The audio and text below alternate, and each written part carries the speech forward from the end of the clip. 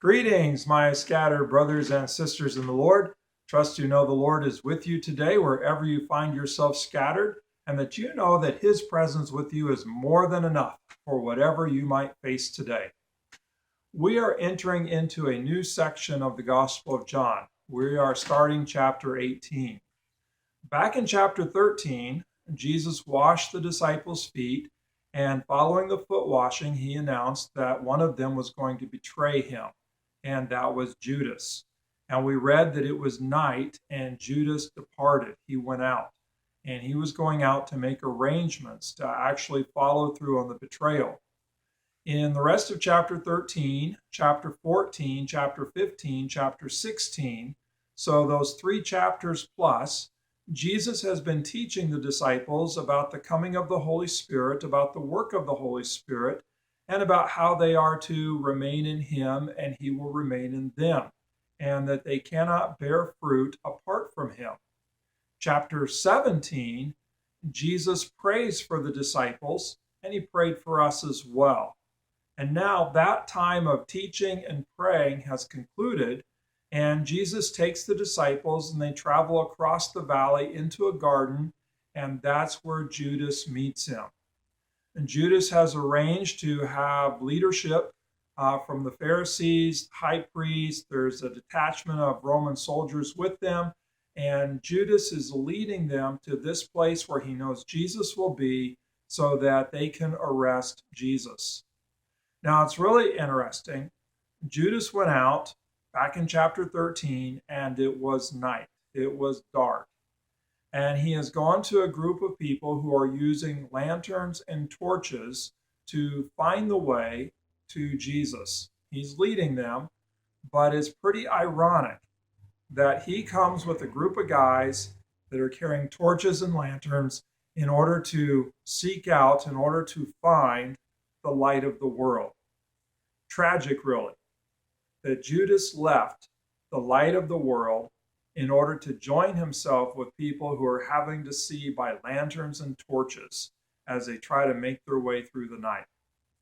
Really kind of a question for us. Are we sticking close to the light of the world, or have we somehow been deceived into thinking that people with torches and lanterns can actually see better? Well, we go on.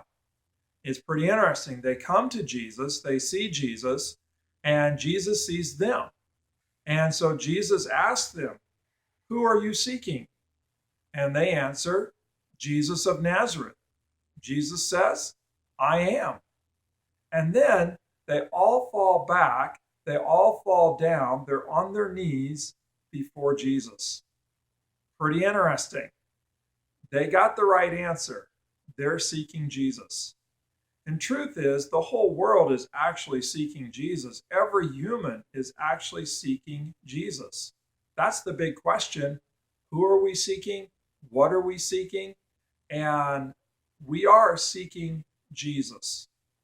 And then when Jesus announces himself, "I am," and of course this language echoes God's revelation language back in Exodus chapter 3, where God reveals to Moses his name, "I am who I am."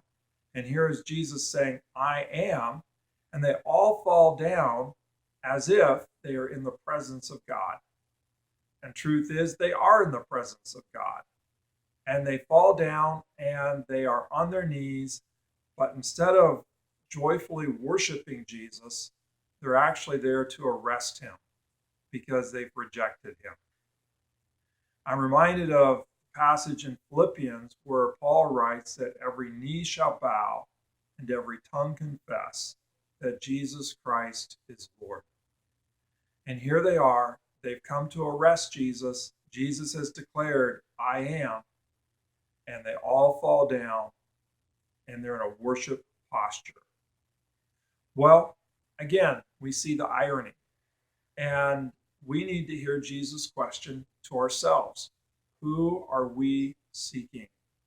He asked a very similar question to Andrew and to his friend back at the beginning of the Gospel of John in chapter 1. When they started following him, he asked them, "What are you seeking?" And here, Who are you seeking? Big question we all have to answer. Who are we seeking? What are we seeking? Jesus says, here I am. And they were seeking Jesus, but they were seeking Jesus for the wrong reasons. They were in opposition instead of looking to receive him. Challenge for us that we receive Jesus. We're seeking him. We need to receive him and worship him joyfully.